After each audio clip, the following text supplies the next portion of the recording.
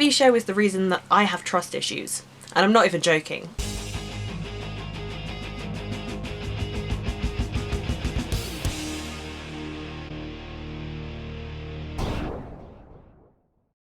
Hey everyone, it's Rihanna and welcome back to another television review. This is for season 1 of How to Get Away with Murder, the latest TV obsession of mine that's on ABC and Universal Channel here in the UK. So I'm going to try and split this review up into like non-spoilers and then spoilers so I can talk about the season finale, which was insane by the way. But we're going to start off with the non-spoiler section. So How to Get Away with Murder follows Annalise Keating, who is played by the brilliant, the wonderful Viola Davis, who is just amazing in this role.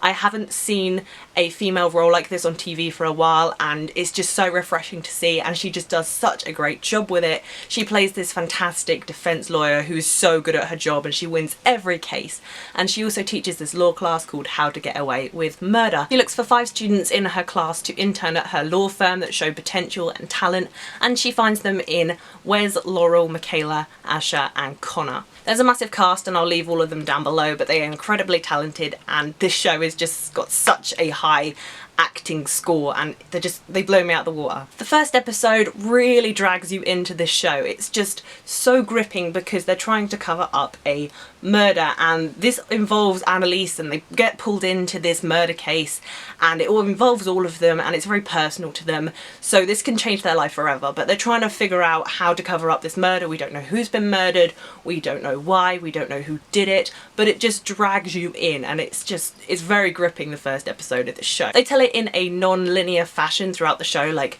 past flashbacks to present day, what they're doing in the law firm, and every episode they sort of focus on a new law case that Annalise has, and there's twists and turns throughout the whole season and it's just fantastic because you don't see any of it coming, and there's so much character development between every character. There's so many characters to follow. We've got the 5 interns, we've got Annalise and her 2 assistants Bonnie and Frank to follow, but the show does a really good job of going into different characters' pasts and their personal lives while they're trying to cope with the stress of being in this law firm. It does such a great job and you get so invested in these 5 interns and you learn things about them and you don't suspect anyone. Like, there's so many hidden things about these characters that you don't suspect to find. This show is part of Shondaland, who do Grey's Anatomy and Scandal, so if you like those shows, I don't know why you're not watching How to Get Away with Murder. It's a really great show. It's about a law firm and law and everything, and if you can look past that, there may be a few plot holes in like how law works and how court cases work. If you can look past the fact that it's fictional and doesn't strictly stage a true life, then I think you'll definitely enjoy the show if you're into law and stuff like that. I've seen a lot of lawyers like comment on how unrealistic the show is, but of course it's crime fiction and I really enjoy it. I like the way the story is told with this non-linear sort of fashion where things are revealed in the past and then in the present and how different characters interact. It's also quite a funny show. There's a lot of witty characters like Connor, and Wes has an interesting relationship with this girl called Rebecca who's his flatmate, and yes, everything in the show is just really great. I can't convince you enough to watch this show. It's got great characters, it's written, it's just insanely written, there's plot twists everywhere. It's incredibly gripping and just something I've never seen before, and it just, Viola Davis is so good as Annalise Keating. Okay, now we're going into the spoiler section of this video. If you've not watched season 1 as a whole, please don't watch this section. This show got off to a really great start for me. I can't say that about a lot of shows, but a lot of shows have been surprising me lately. But this show, from the word go, was just boom. Yes, I'm invested.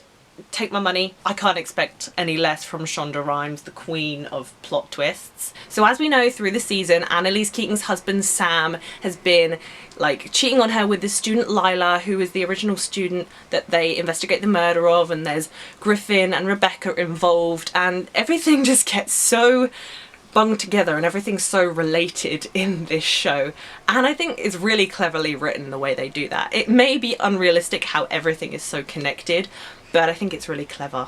I really like the structure of the show, how they're like solving different crimes every episode, because they develop character through that way and they learn new things, but they're also having separate plots, because it's kind of like how they do it in Criminal Minds. They have like this continuing plot with the characters, but then every episode they solve a murder, but in this show it's far more intertwined and personal that way. It's really hard to choose a favourite character, even though most of the characters have done horrible things and are horrible people.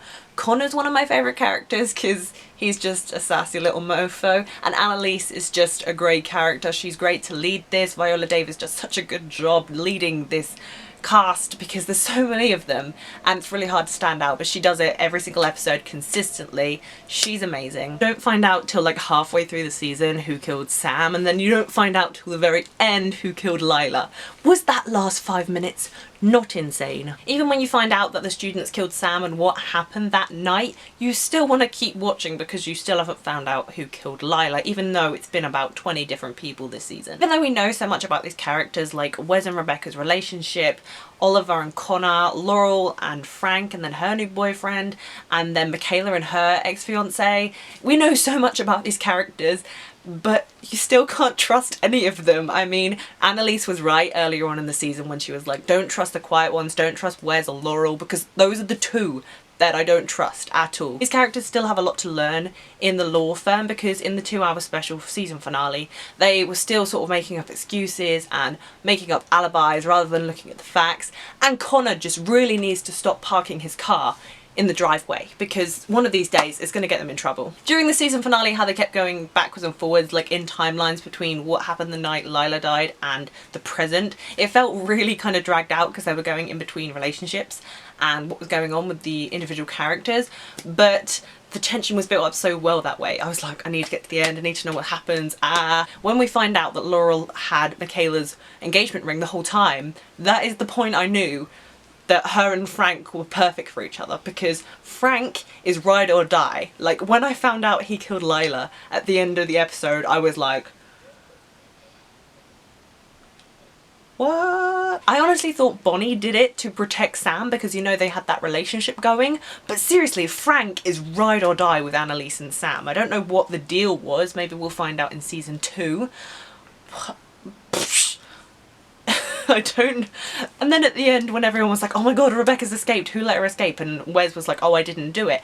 And then she's at the bottom of the stairs lying dead and Frank's like, oh, did you do it? And Annalise is like, nah bruh, I thought you did it. And then everyone's like, well, fuck me, who did it? And these characters are so scary and untrustworthy. Don't trust anyone.